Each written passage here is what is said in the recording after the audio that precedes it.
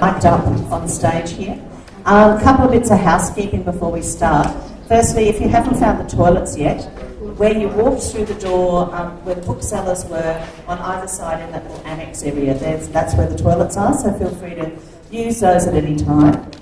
Also, there's a guest book, and if you would like to sign in to the guest book, that's opposite the book selling table. So there's plenty of time afterwards to sign the guest book. And also, I know there are some people in the audience who may be dealing with health issues, and so if anyone feels unwell for whatever reason, just feel free to walk next door and one of our staff will work you out. So thank you for coming. I do know that it's challenging for some people to get to events like this, but it's really fantastic to see such a big crowd here, such a great supportive crowd for the wonderful Carly Day.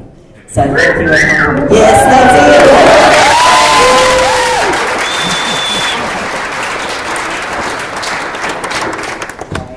So I'd like to kick off the evening by acknowledging the traditional owners of the land that we're meeting on. In this area, the Yagarabut and the Turrbal people. And I'd like to pay my deepest respects to elders past, present and emerging, and to any other First Nations people who are here tonight. This always was and always will be Aboriginal land, and sovereignty was never ceded. It's my great pleasure to be hosting this event because I've known about this book in process for a long, long time. In fact, I was trying to work it out. I think maybe 20 years ago I heard about this idea. It's been a long time coming, and it's so exciting to see it emerge so beautifully, like a butterfly out of the chrysalis, because that book is absolutely gorgeous.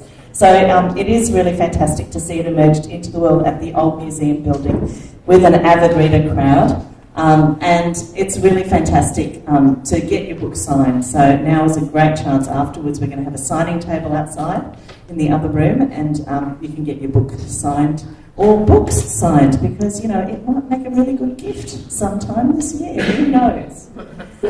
So with that bit of plugging, book selling plugging going on, I'd like to actually start by welcoming Madonna Duffy up onto stage. And Madonna is the publisher at UQP who made the very astute choice to pick this book up and to run with it. So thank you. Here is Madonna.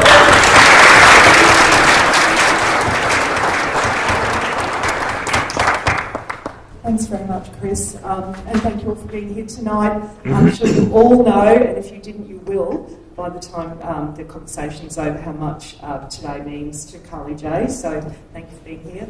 I'd also like to acknowledge the traditional owners of the land we're meeting on tonight, the Turrbal and Yagara people. They're our country's first storytellers, and their stories stay with us still.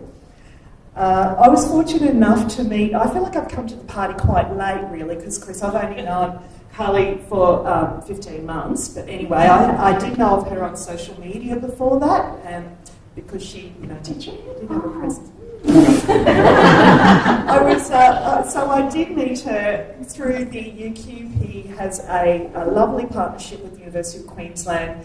We offer a mentorship for students who come through UQ through creative writing.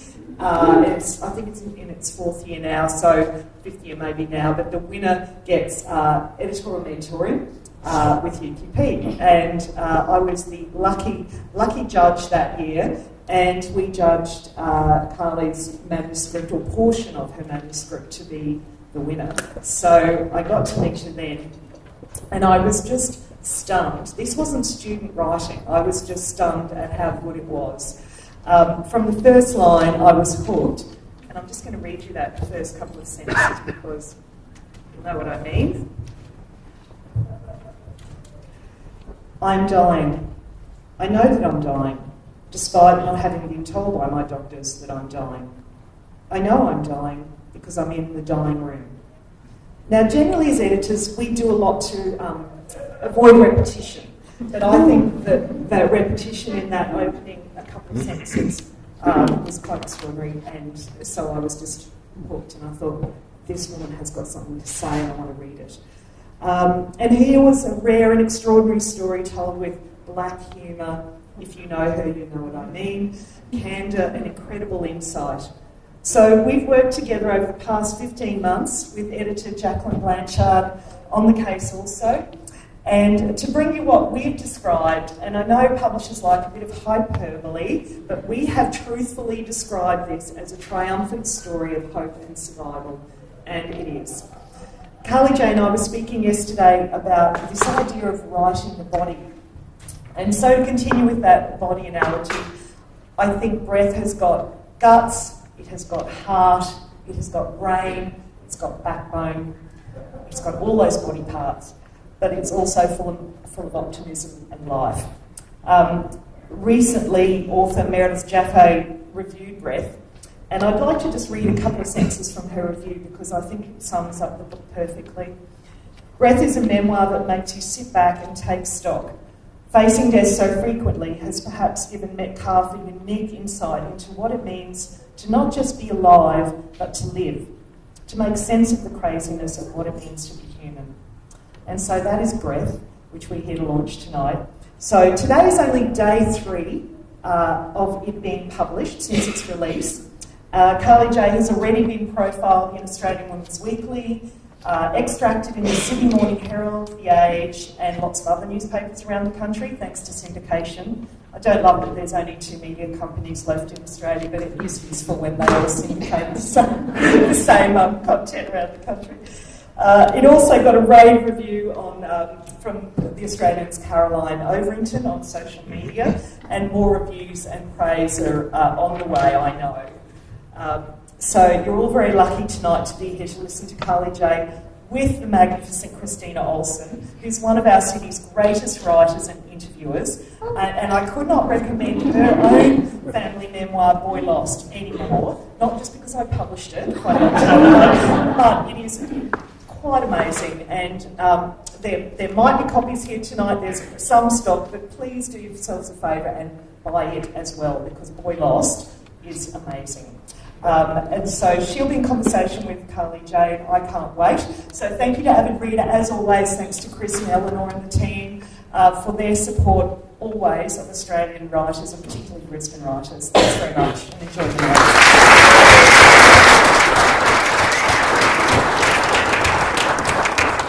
Thanks, Madonna. So yes, we do have the wonderful Christina Olsen, who is the grand dame of memoir writing, I think. Only 21 is the grand dame of memoir writing. Christina Olsen is a journalist and an award-winning novelist. The novels Shell, In One's Skin, and The China Garden, and 2 works of non-fiction, Boy Lost, a family memoir, and Kilworth is Here. She lives here, thankfully, because we get to avail of her skills. So everybody welcome Christina Olsen.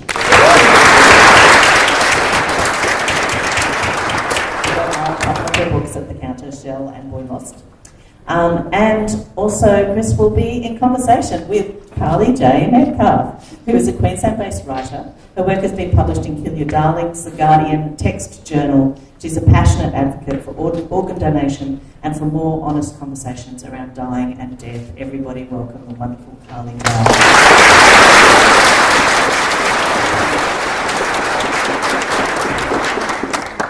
I'm not sure how to follow that, really. Can you all hear me up the back? Is my mic on? No. Is that better? Yeah. You can hear our dulcet tones now. Thank you, Chris. Thank you, Madonna, for those lovely words about me, that's all. But everything you said about Carly in this book is true. But everything she says about Boy Lost and Shell. We're just going to be a mutual admiration society, just about all night. I'm going to sit there all night. Well, actually, I think you and I do go back about 20 years as well. 23, maybe 24 years. Yeah, it's a long time. Chris profiled me in the Courier Mail. Well, I used to work for I don't know anymore. She doesn't anymore. You're in a safe space. So yeah, Chris profiled me. She came over to our house, and yeah, it was a really lovely day. It was a great night. It was a big thing on the back of the Saturday edition, so it was quite a large article. That's a while ago. With a photo of I still had pred hair, like Moonface from steroids. You're gorgeous even then, guys, really. Well, hello everyone, and welcome, and thanks for coming along to this launch, not just of this extraordinarily beautiful book, but also, I think, to the launch of a magnificent writing career. This is number one. I mean, really, what's going to happen next? It's just, for someone to write a first book of this calibre is something else. It really is. I've read a lot of books lately, big reader, and I teach writing and read a lot of manuscripts. But I have to say that this book leaves them all in the shade. The first book particularly, it's a stunner. Stop it. It's just paying me to say these things. I do reckon, though, that the subtitle should have been larger than life. What about sex, drugs, and rock and roll? Well, that's it. Larger than life, sex, drugs, and rock and roll. Yeah, I'd go with that. But I guess for me, that's how Carl's has always been, larger than life. I had no doubt that she was going to get through these vicissitudes that life has chucked at her for quite a while now, because she's had that guts and courage. I think, was your mum and dad from the time she was born, right? From the time she was born. Now, before we begin properly, I also want to acknowledge the local and traditional owners of this place we're meeting on. This is actually a really special place that we're meeting on, because right here, right beneath our feet, are the remnants and traces of one of the largest camps created by and lived in by Aboriginal people, the local Aboriginal people, who call this whole area around here, like where the museum is, where the RNA is, where the hospital is, the showgrounds. They called it Barambin. Very big camp, and connected to York's Hollow, which is just a little way up the hill. So original Aboriginal territory and their home. Not just before the British ships arrived, and of course everything changed. They cultivated crops here. They gathered here like 800 at a time for ceremonial purposes. Kind of like to think of book launches as a ceremonial thing as well. It's where the book really goes out into the world and introduces itself and its writers. And tonight we're welcoming this very extraordinary book and its writer into the world. We'll also warmly welcome Carly Jones' remarkable family. If you've read the book or even heard a little bit about it, you'll know how remarkable they are. I can't even, think of the words, so pardon me for being underwhelming. And her enormous circle of friends. Who could put their hands up and say they're friends of C. James? Yeah, look how many are there. Does she have to pay you to come? Yeah. But I know lots of you have been with Carly right through many years of illness and hope and despair and triumph, so welcome and thanks for being here for this terrific night. I guess this whole event is testament, to the people who love this woman sitting next to me. Yeah, this book is. And but all these people in here love you to bits, Carls. I love all of you. What a nice feeling, isn't it? Yeah. It is, it's beautiful. But also to the significance of this book and this launch, as well as this extraordinary woman, this fighter and survivor and writer, her whole life, I guess. As Madonna said, the book's already attracted a flotilla of media people. But tonight we get it to ourselves, so save up your questions for after we have a little conversation. I'm hoping she might have kept some secrets just for us tonight. We haven't blurred to the media. Yes, good. Excellent. So things that no one else has heard yet. But anyway, before we really get into the really tough questions I've got for her, I'm just going to ask Carly to introduce us to the book by reading a short extract from it. It's a really, really short piece so that you don't fall off your perches with boredom. So this is just after my transplant. In ICU, nights are hell. In the first week after my transplant, I had two that are almost impossible to bear. Not long after I'm extubated or taken off life support, a nurse who is everything a nurse shouldn't be, cruel, dismissive, and cavalier, is on duty. It's been drilled into me that I need to tell someone every time I feel something different. So when I tell her I have chest pain, she rolls her eyes. "You're fine," she says. I know that I am not fine. It feels like a pneumothorax, which is when air leaks into the space between your lungs and your chest wall. Hours later, at my insistence, she calls radiology in a huff, and they bring me in a portable X-ray machine. It turns out I have a collapsed lung, which leads me to think I'm going to die again. Adding to the anguish, she fails to tell me that Dad had been 50 metres away in the waiting room the whole time. It doesn't take long for my terror to turn to anger. It only comes down to dumb luck that my lung reinflates on its own without the need for another chest tube. 8 days post-surgery, I have the final 2 drains pulled out of my chest. Chest tubes, this is really gross, drain excess blood and pus from the lungs. The 4 that have been sewn into my chest are nearly as thick as garden hoses. While the removal of the first 3 isn't pleasant, it's a fairly seamless process. The removal of the last drain is excruciating when the nurse rips it out while it's still stitched into my skin. I gasp with the pain. I see stars. Never before have I seen stars. "Oh, didn't see those there," she says nonchalantly, and snips the last few sutures out of my skin. With the drains gone, I am left with 4 gaping wounds. At first I leak, but the leaking turns into a spillway, forming a syrupy pool on my lap. It doesn't matter how many pads of gauze I pack on. Any exertion has pus spraying all over me. The force behind it, much like ejaculation. One day, when my sister Nikki and her friend Georgie are visiting, I'm crying and I blurt out, "I'm jizzing pus." "What?" they ask. "I'm jizzing pus." Instead of any sympathy, they howl with laughter.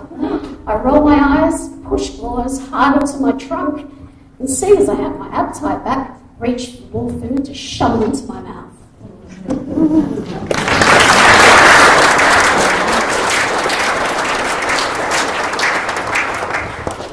So you will have more of that in the book. There are lots of people here tonight, Carl, who are across CF and what it means and what it is, and or maybe even have a passing acquaintance with it, I guess. But for those who don't, I'm assuming there's quite a few. Can you give us a brief rundown of what CF is? I can. And I mean brief, Carl, we know you've talked for It's going to be very brief. I've still got a bit of brain fog post-COVID, so if you see me refer to my phone tonight, it's because I'll start speaking and thoughts will just exit stage left. Cystic fibrosis. Okay. that thing you have. I feel like I need a blackboard and a little baton. CF is a genetic condition and we have a faulty protein. Scott, am I getting this right? Okay, excellent. That affects the body cells that make mucus and sweat. So when normal mucus is lovely and slippery and protects the airways and digestive tract, ours is thick and sticky, and this is why we get lung infections that are really hard to clear, why our lungs scar. It's really quite gross, the whole skin thing. That's it? That's it. Okay. This is a sick joke, but this girl can talk underwater, really. Thank you. The common questions are usually things like, is it contagious? What are the symptoms? How common is it? You must be very tired of these sorts of questions, are you? Not so much now. I think when I was in primary school, I'd get teased for my cough and I'd be called a junkie for having to take my enzymes with my food, which I thought was a bit of a laugh. I'm like, that's the best you've got, mate. And it was always boys. So I think, in primary school, if I was asked over and over and over again if it was contagious, I would cough in their face and say, "Oh, yes, sorry, I'm so sorry, you've got the CF." Was it a tough time at school? Yes and no. I mean, I had amazing friends. Two of my oldest friends are here tonight, one who flew up from Sydney. Gonna cry. And they were always there. I had an amazing group of friends who would, throw stones at the boys and protect me. So, no, it wasn't. I always thought it could be worse. They could be calling me other horrible names, but junkie was okay by me. I mean, I have to admit, I laughed a little when I looked up living with CF. I think it was a conference paper that it read something like, I took notes. Living with cystic fibrosis is all about the routine. The routine can consist of 1 or 2 nebulizers every morning and every night, with physio sessions in between, plus up to 60 tablets per day, including antibiotics, some containing enzymes that aid in food metabolism. On top of this, there's a constant need to incorporate exercise into each day to keep the lungs active. Yeah, that was annoying. I'm not much of an exerciser. Making sure that you eat enough nutrients and healthy fats to maintain a healthy body weight and avoid malnutrition. For everyone with CF, it is important to keep well rested and keep on top of things. CF is a full-time job. Yes, it is. And it was a routine when I was growing up. And I'd take my hat off to Mum and Dad. I don't know how they did it, because they would have to wrestle me twice a day into having about an hour's worth of physiotherapy, all over the body. And that was quite, it could be painful, but it was more annoying than anything, because there were just other things I wanted to be doing. Yeah. I'm assuming that's when you were quite small. Yes, yeah, from a very young age. It was physio, tablets, which I would conveniently sometimes forget when I, had to go to school. Okay. Can you take us back to your first consciousness of being sick, like very sick, the early years? Very sick? I think that would have been in high school. Okay, not when you were very young. No. I mean, I seemed to always be in hospital, but yeah, I was sick, but goodness me, there were so many kids who were sicker than me, so much sicker than me. In hospital? Absolutely. Yeah. So when is your first memory of this being a life-limiting thing that you had, or didn't you have that in your head? Yeah, no one had said to me explicitly, this disease, this illness is going to kill you, and Mum and Dad didn't either. I had a very so-called normal childhood. I had chores. I got a whack on the bum if I was naughty. Homework. I didn't even have a curfew. I just wasn't allowed out. But yeah, it was. Apart from being in hospital, it was all very normal-ish, apart from the physio and that kind of stuff. Yeah. But as you get older, it seems like you're breaking out a little bit more. Yeah. Can you talk to us about the precariousness of life before the transplant and in those teenage years? I mean, you were basically living as if nothing was wrong, going on wild car rides and doing all kinds of interesting So I was on the transplant list for just short of 9 months, and is that how normal is that, or how? My transplant consultant at the time, Scott Bell, said that I might be in for a very long wait, and we didn't know really what that looks like. He said, you've got very small lungs, you might need the lungs of a child, and that turned my stomach, and I was like, that's it, I'm not doing this, I'm not having a transplant. But I went on the list the day after my 21st birthday, which is my birthday's New Year's Eve. So I was like, I'm not hanging around at my 21st with having a huge party with a beeper on my head. This is pre-mobile phone, no one had a mobile phone, I don't think. Yeah. So, but for the preceding 9 months before my transplant, I partied pretty hard until I couldn't. Yeah. Yeah. Even in hospital, you partied pretty hard. Yeah. People would bring up red wine and I'd spill it in my bed, and oh my goodness. Yeah, it was a little bit debaucherous, to tell the truth. It was great. Absolutely.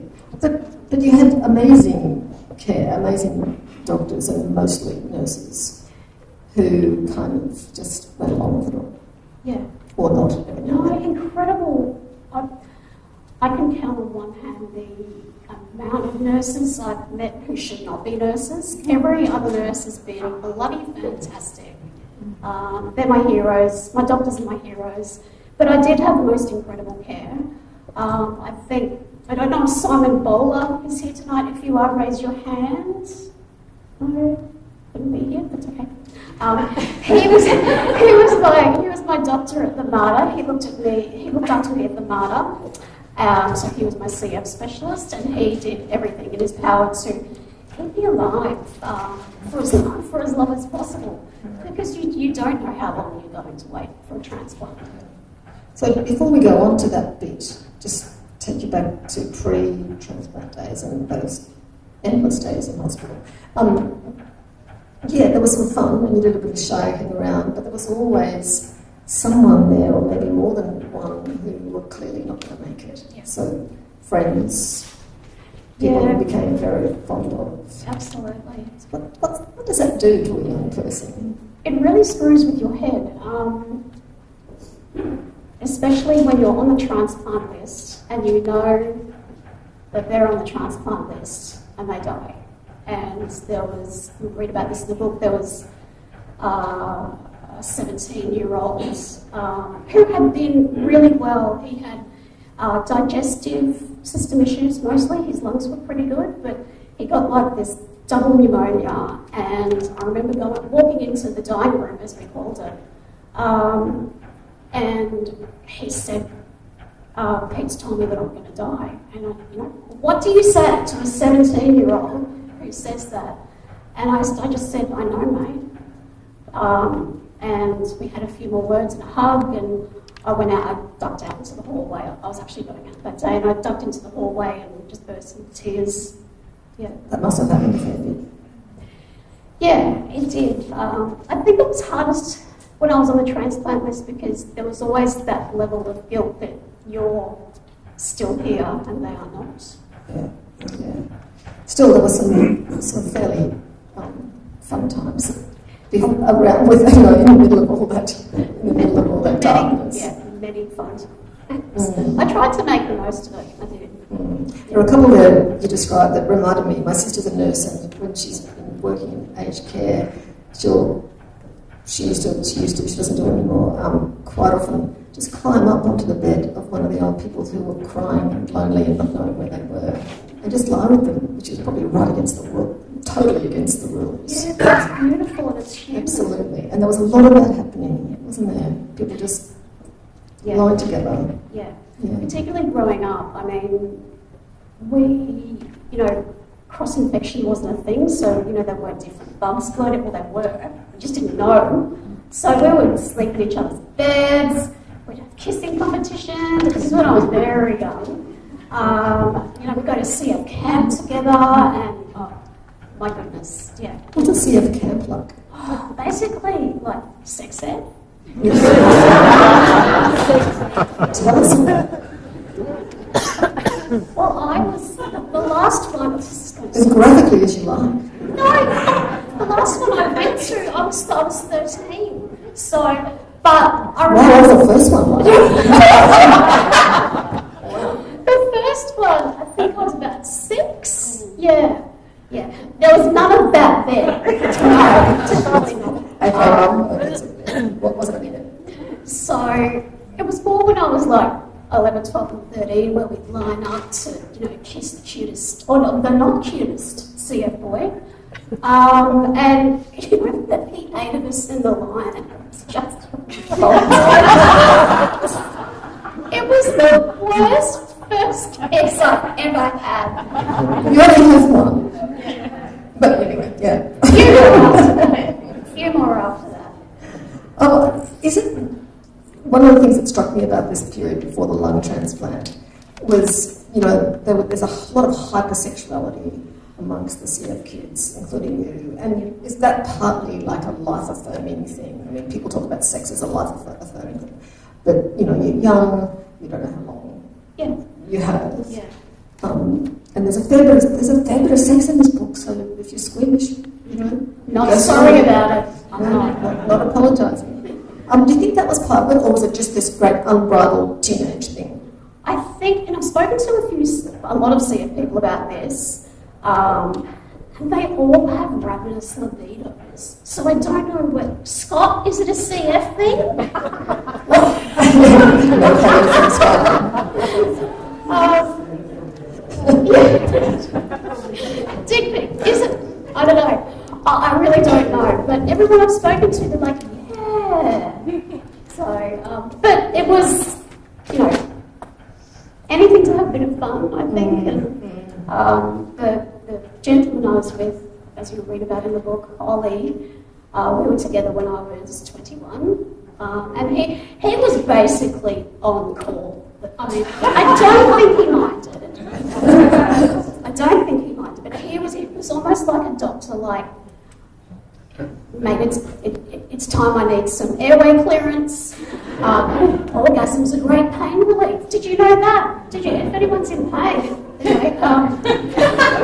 things you didn't want to know about.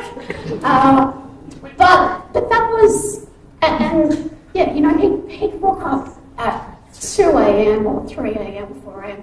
with, smiling, drunk in my doorway with a bag of Maccas. He'd walked across this whole city to the Martyr, and we're still very dear friends today. He's here tonight. You don't have to put your hand up. I'm basically calling you a sex god. You can now. Ollie, wherever you are one of my favourite people in this book. But it wasn't just about the sex either. Ollie in the book is a very positive, very warm, very accepting human being. We got together the night of my 21st birthday, so interesting night. But I don't think there'd be many 21-year-olds who would take on a cyclone of a human being like me when I was 21. I was nuts because I thought I was going to die. So tell us a bit about the nuttiness, because there's a couple of really weird things you did. There were. What about cars? Fast cars? Lots of fast cars, yes. And other things. Yes, yes. But I think with... What was the question? I just had a brain fog. I don't know either. I've had one. I'll tell you what. Contagious. Is it contagious? I'm a nut. Yes, I was very nutty. I was literally losing my mind. And the psychiatrist who I was seeing, who was here tonight, she pretty much saved my life. I was just out of control, like full of the emotions and not really knowing what I should be doing, and that's why I think I went out and just had fun and lots of sex. So was this subconscious, you think, or totally conscious? I was pretty conscious Was of it conscious? I was pretty conscious of the fact that I was a little bit mad. I mean, really, sex and death, they're kind of... We've talked about this, you and I, in the past. Intrinsically their proximity to each other. I mean, really, people used to call orgasms the little death. You're old enough to remember that. And so, yeah. What a way to go. What a way to go. You have a fairly healthy attitude to sex, even as a 12-year-old, I think. It's quite yeah, like Mum and Dad were... That's so lame. That's how it goes. Mum and Dad were... Not so much Dad. Dad was... Dad was like... I have nothing to do with it. You're not going out. And my best friend, her mum, Christine, you were exactly the same. We weren't allowed out. We weren't allowed out anywhere. Okay, we went to the store dances and, we pashed lots of boys. Sorry. Sorry, that was fun too. But Dad was really strict. And Mum was pretty strict too. But Mum was very open about stuff. So I did grow up with a really good, I guess, understanding of what sex was. It wasn't anything to be ashamed about. Yeah, Excellent. just I grew up with a Swedish father, so I have very much the same. Great. Anyway, let's just say you're very physical, Carls. Let's just leave it at that. without the exercise. Now, a little drum roll before this next piece, because I want to talk about the transplant. Yes. But before we get right into it, I know you don't want they don't want to be identified, but there's 3 very special doctors in the room. Well, I don't think so. There's 3 doctors who kept me alive. There's Simon Bowler at the Mater, who I don't think is here. Peter Hopkins, I'm not sure if he's here. Put your hand up, Peter. No, not here. So, but Scott Bell, who, put your hand up. Do it. Higher.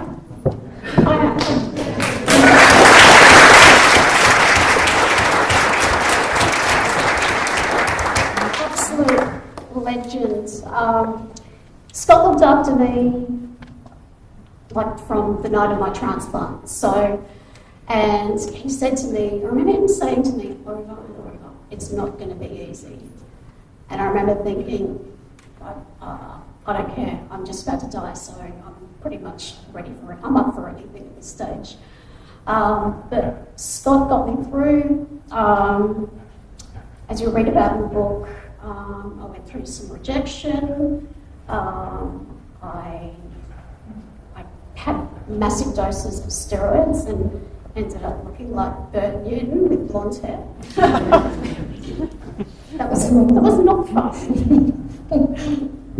Can you tell us just a little bit about, what happened the day you learned that there are lungs for you? Because you've been waiting a while and it's getting pretty precarious. Yeah, it was. I got a phone call from Simon who said, mate, we've got lungs for you. And of course I swore a lot. I just think that's a really beautiful sentence. We've got lungs for you. Yeah. Yeah. But Carrie, that was me out of the book, it's quite extraordinary. Yeah, he's also extraordinary. So I went to the Prince Church. So I was already in hospital. I've been in hospital for a couple of months, in and out. I just started on morphine, and I was in the dying room. So I was like, "This is it."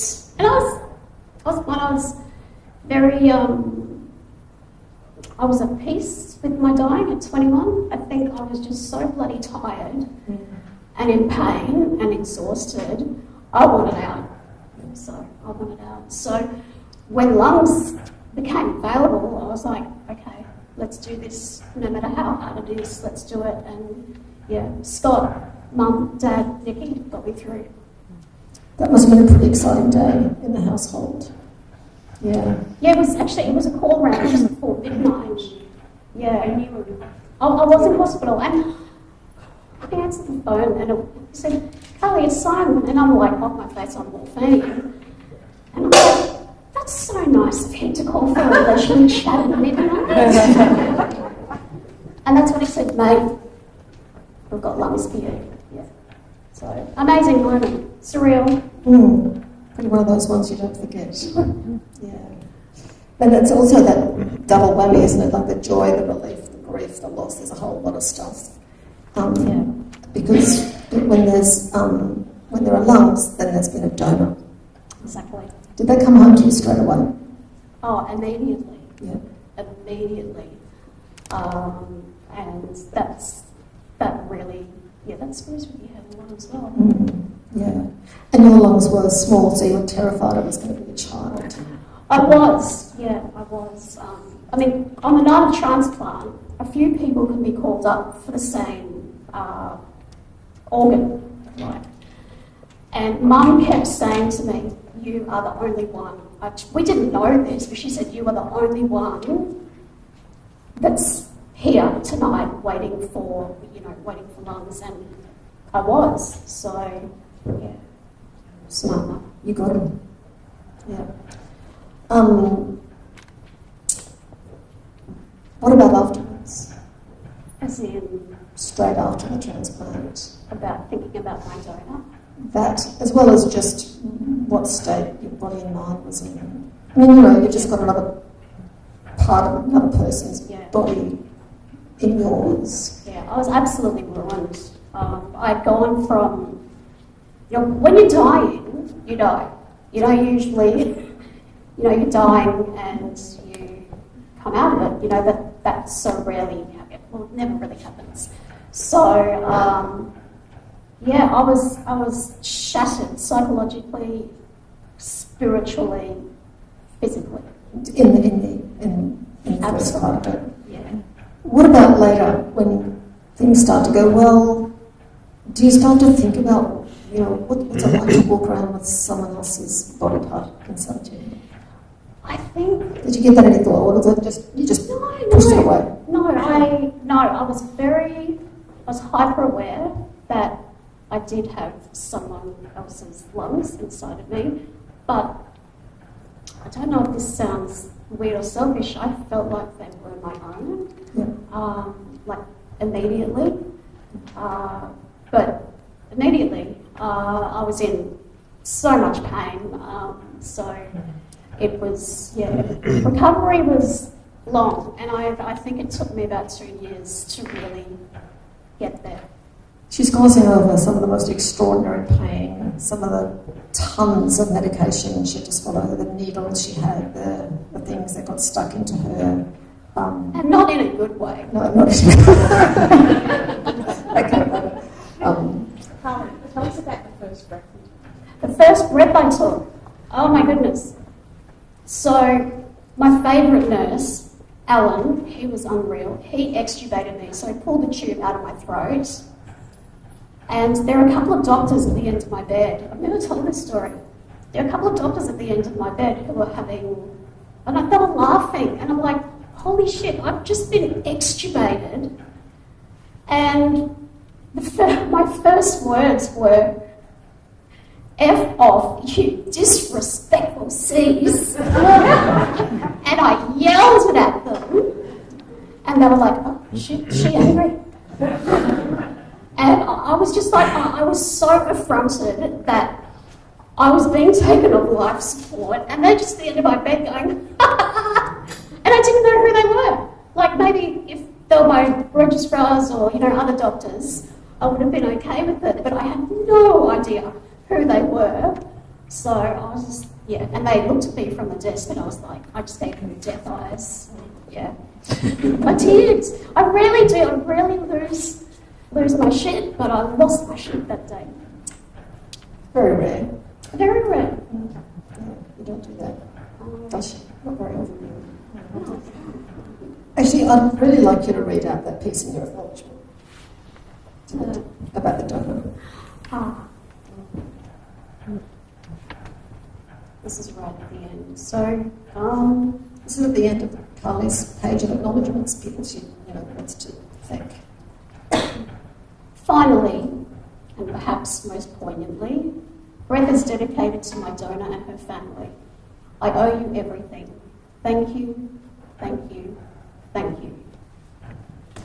Thank you. I do.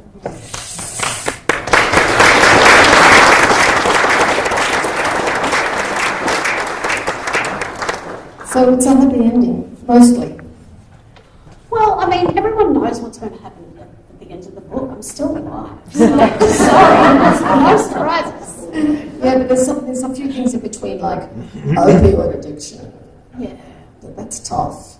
It was, but I mean, the thing with narcotics is that they're fun. Who doesn't like morphine? Ironically, so I got clean in 2013, and if I have anything like that, it actually makes me sick now. To not take OxyContin ever again, that was it. But I had been addicted from after my transplants, over years, there were quite a few times when I was addicted to pethidine and morphine, like so dangerous. It's fairly common amongst people who've had that kind of extreme surgery. I think my pain apparently was quite unusual, so I was on a fair whack of pain relief, but for a really long time, and that's where the addiction started. Yeah. Even though as a child, even coming through, you taken lots of medication. Yeah. No narcotics as a child. I feel kind of ripped off. Yeah, you should do, absolutely. And then there's that thing about lungs failing. Did that sort of, you're carrying that around on your shoulder? Yeah. Yeah, I still do. I had a rejection scare last year, and that terrified me. And I felt terrible because I said to my publisher, I promised not to die before the book launches. So that was actually one of my main concerns. I was like, so if I go into rejection, depends on the sort of rejection it is, and then the drugs, and then, oh, shit, I won't be able to finish my book, oh my God. And that was, sorry Madonna. But yeah, it's true, but no, it was absolutely terrifying. And I find that the older I get, the more propensity there is for things to go wrong, like kidney failure. I've got a couple of friends who are on dialysis at the moment, and it's hell. Yeah, it never really goes away. No. Yeah. When we talk about transplants, we talk about organ donation. Is that something that you like to talk about in terms of how important it is? Yeah, absolutely. I think for the first maybe 6 or 7 years after my transplant, I did a lot of work with Queenslanders Donate, which is now Donate Life. I think I burnt out. I was going around to schools and universities and corporations talking about what I'd been through. So I burnt out quite a bit. Yeah. But what I did, my favourite thing, because I've got photos of my surgery, and the photography is actually here tonight. Oh, well, he's here. And so I've got amazing photos of my surgery, and I would take these to, I was like, well, a look, some of them are a bit gruesome. There's ones of my open chest, and I remember being at Churchy one time.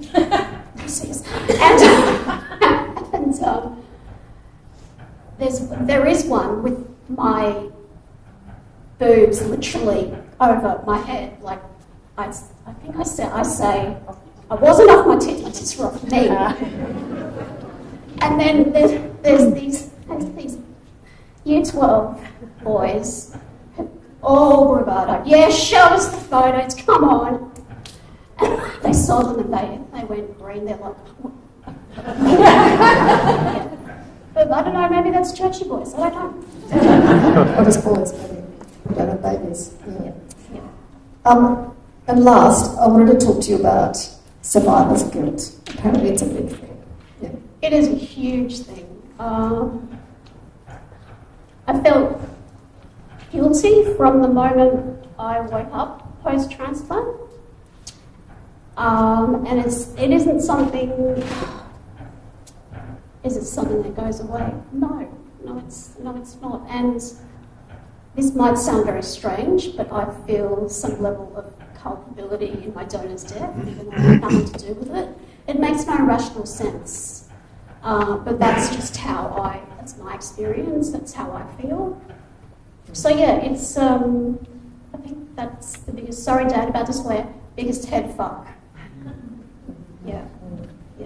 But with that guilt comes a hell of a lot of gratitude. And that's something I've tried to turn the guilt into. But yeah, the guilt never goes away. Yeah. We're going to throw the questions now. Hoping some of you might have something you'd like to ask Carla Jane. She'll answer anything, believe me. She really likes to talk. So questions, please. One here. Hello, darling. Really important question. How on earth did you and your friends smuggle Robert to the hospital?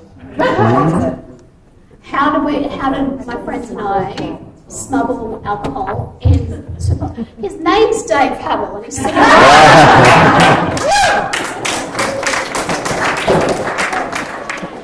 But I mean, I'd have a bottle of gin up there, and I mean, the nurses were like, yeah, go for it. They didn't care. They did not care. But I remember the bottle of wine Dave brought up. We did not. There was about 6 of us. I was in a single room. I think there was 6 or 8 of us, and it was a bottle of red. We did not have a bottle opener, so we smashed the top of it with a towel. And I'm like, well, the bottom's up, you know. Like, if there's glass in here, then we're in a hospital, we'll be fine. And then I spilt it. And Simon Roller walked in the next day, my doctor, and went, Jesus Christ, if you had a lung bleed. I'm like, no, it's just red wine. He's like, oh, thank God. He said, was it a good one? I said, we're 19. Do you think we can afford good wine? Yeah, so that's a very pervasive memory. Okay, there's a question here. It's going to take me a second to get around to it, so just bear with me. There should really be a clone of me, I think. Through the middle is the easiest. Sorry, could you put your hand up again? There we go. I don't have a question. I have information. Intel. I'm here. My name's Suzanne Quintner, and I was one of Carly's teachers at Royal Children's Hospital School, particularly when she was in secondary. And I'm here with Dave Bevington, who attempted to teach you math. I'm so sorry, Dave. and Wendy Malloy, who was your deputy principal at Graceville, who gave you your tablets at lunchtime.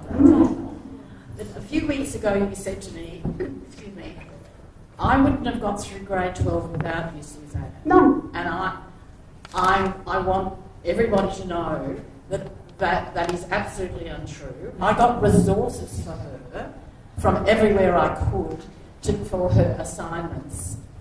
But she got through grade 12 with wonderful support from St Aidan's and support from us, but she's the one who was so determined she was going to do well and get into university. And we are more proud of you than you could ever imagine. Thank you. I love you so much.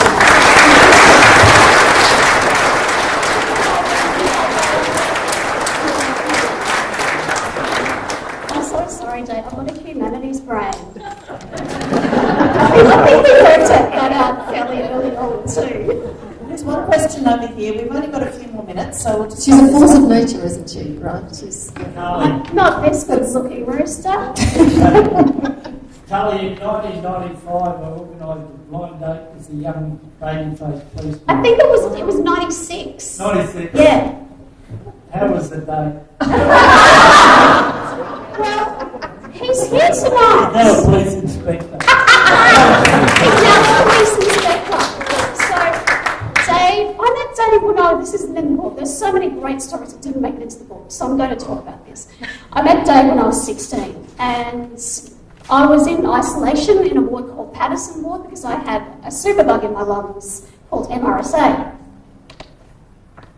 And Dave was dressed, so it was Easter, so Dave was dressed up as, was it? Donut, the dog. So we have and all these police, they do this big Easter egg run every Easter to the kids' hospitals. So in walks and I'm like, what the hell is this? And he said, I remember there was a building being built next door. And Dave said, so how's the view? And I said, it's all right with some tradies down there. I was 16. I was very bored in isolation. And I just fell in love with Dave from that moment. And yeah, we kept in touch. And in 1996, he organised a date with Brisbane's most eligible constable, who is now a detective inspector. Yes. All the people here.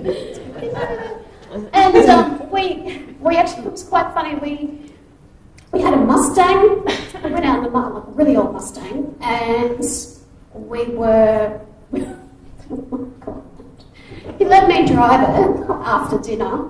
Pretty quickly. It was pretty quickly. It was in mile, and I think we were doing like 80 or 90. I was doing 80 or 90 mile an hour, like through, and I'm like, he's a police officer. He doesn't mind, so it must be okay. It was an interesting night because we hadn't ever met before, and it was because I'd had a really horrible year, and Dave was like, she needs a date. So he organised all of that, and a shopping spree for clothes, and it was nuts. It was so much fun. Yeah.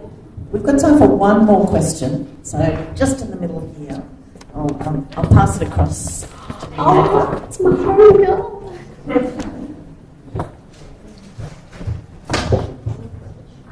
Carly Jane, Bianca Jane. CJ, BJ, Billy and Shilly. We're talking about our dogs now. Yeah. Carly Jane, the way this book has touched me and so many, I know, possibly who are yet to read it as well, I just wanted to reflect on you and Chris, and thank you, Chris, for your conversation, your questions tonight. In terms of the care you've received, but I just wanted to emphasise the care that you've given others. And to talk and maybe reflect a little bit briefly on the role of, I know you've had experience now as a pastoral carer, but also as a death midwife. And your superpower, you reflect on in the book, is listening. So I just want to say, if anyone, to take away from this evening, could take away about the importance of those end-of-life questions and conversations, and just the importance of having someone there at that point in life, and the fact that as a Western society we're not having those conversations. We are terrible at death. Thank you. We are terrible. And I'm a goddamn chaplain. Can you believe it? I'm a non-religious chaplain, hospital chaplain. So I was working at the PA for a while. I was going to go back in 2020, but the pandemic hit and it just wasn't a sensible place for me to be in with COVID. I got COVID for the first time in January and it nearly took me out. My worst day ever. And COVID's got some real consent issues. It was a terrible day. But no, it was, I'm kind of annoyed that I'm not a nomad anymore.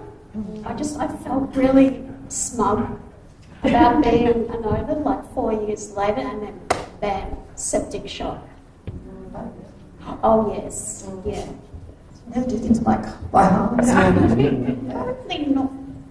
We're going to finish up. Chrissy's going to tell us what to do next, but I just want to say thank you for this extraordinary book. It's something else. Chris is the first person I showed my word vomit of a manuscript to years ago, and you gave me some amazing feedback. So thank you. Well, you did all this one on your own, girl, so well done. Amazing. Congratulations.